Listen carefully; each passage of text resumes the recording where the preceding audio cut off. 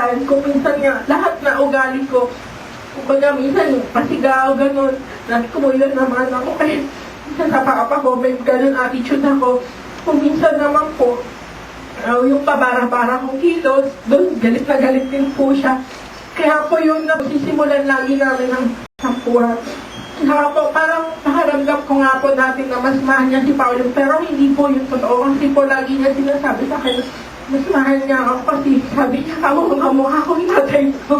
Kaya parang po, doon lang po, naibsa na rin po yung minsan. Hindi naman po ako nagselos dahil alam ko naman po na gano'n po talaga. Lalo na, naging close nga po lalo sila ni Pauline dahil po napalayo ako sa kanila. Natubira po ako sa mga biyanan ko dahil doon po lahat, siguro na ibuhos na lahat ng atensyon niya kay Pauline. Dahil alam niya po, may pamilya na po ako.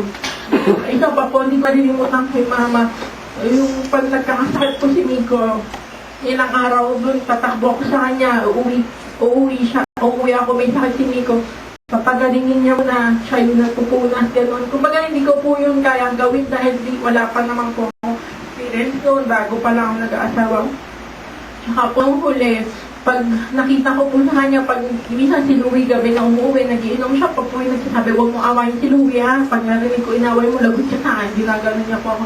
Pero nakita ko po, bakit, minsan ako pa nga, palibasa may pagkalungalong rin po, inaaway ko pa si Louie, alam mo naman, nagagalit po siya sa akin, dahil sabi niya nga po, pag nagiinom si Louie, napakabait naman po, kung minsan nakikita ko tulog lang. Ako pa nga yung gumegera minsan kay Louie na sabi ko, ay, nakagaling gano'n. Pero kay Papa, hindi ko po nakita gano'n siya kahit anong paglalasing ni Papa noon. Bibihis niya, gano'n po siya sa matiisin. Pangatlo nga po si Pauline, yung medyo naligaw po siya. Gano'n ka-deserving si Mama, maiayos yung buhay ni Pauline. Katulad po, yung medyo napatropa si Pauline ng iba. Parang inan niya si Pauline na pinursyon na talaga na pagputihin mo yung magiging buhay mo. Doon po siguro parang ano siya na mag-iiwan na kita, wala nang ibang po, ayoko siya makita na gano'n eh. Dahil po parang gano'n na nga siya bago hawaan ko pa, parang lalo nang siya malalang. Kaya ako minsan po hindi mo, kukuha akong tubig.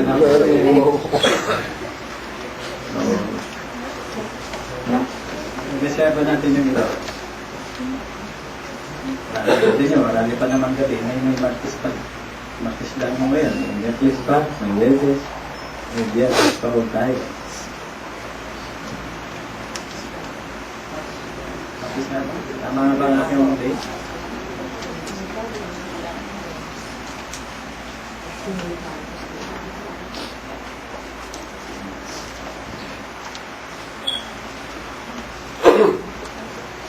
Para sa pagbubulay-bulay natin, meron na tayo mga Bible.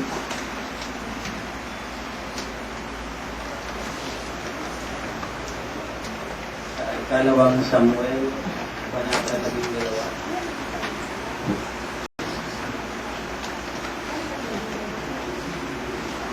Tayo po ito na.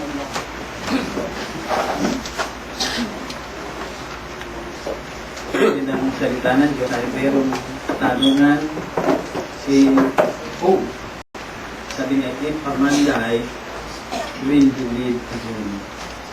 Kapag ang tao ba ay namatay, siya'y mabubuhay pa ulit. At very definite naman ang salita ng Diyos na ang tao, pag nananalig kay Jesus, siya ay mabubuhay na mabulit. Sabi nga ng John chapter 10, chapter 11, verse 35, I am the resurrection and the life. He who believes in me, though he dies, yet he will live.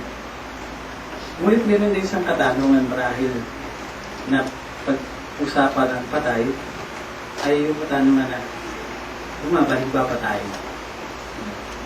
Sabi kasi dito ay balang araw susunod ako sa kanya sapagkat hindi na siya magbabalik sa akin. So, isa sa mga taong mapamahiin at hindi alam yung katotohanan ng salita ng Diyos, lalo na sa generally ang mga Pilipino na mapamahiin ay ang lagi pa, pag bumabalik pa ba ang matay? Malinaw naman ang salita ng siya, hindi na. Dahil kung bumabalik ang patay, ay marami na siguro krimen na solve. No? Katulad yung si Ruby Rose ano ba apelido, no? Aravenda. Ano, after more than 2 years, saka nakuha yung kanyang TV. Ano. Kung bumabalik, ay palagay ko ay tinuro niya na yung mga gumawa sa kanya ng karumal-dumal. Isa na yun sa pinaka-karumal-dumal na krimen, no? Na marahil ay ating nadinig o napanood sa telebisyon. Pero bago natin pag-usapan yung bumabalik ba o hindi na bumabalik ang patay, doon ating binasang mga talata ay believe lahat tayo ay pwedeng maka-ugnay o maka-identify. Una, si David ay yung kanyang anak. Bagamat ito, sabi o pag pinag-aral natin, ito'y anak sa pagkakasala. Dahil anak ito kay Bathsheba na inahayag ng propeta Nathan na magkakaroon ng mga consequences yung kasalanan ni David kay Bathsheba. At isa ito doon sa consequence, no? Na siya ng anak at ito ay dinapuan ng mabigat na karamdaman. At very that, sabi nga yes, well, obviously, mahirap yung mamatayan ng asawa.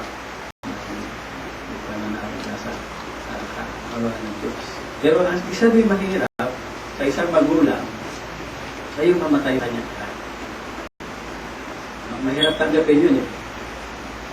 Dahil normally, tayo mga magulang, yung mga anak, supposedly sila yung magbibig sa kanilang mga magulang. So, si David ay sa pagkakasakit ng kanyang anak ay tulad din natin, hahanapan ng lunas.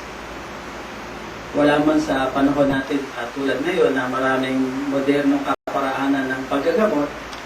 Si David bilang hari, naniniwala ko na hinanap niya ang lahat ng pwedeng solusyon na kayang mabili ng kanyang pera at para ma-accomplish ng kanyang kapangyarihan.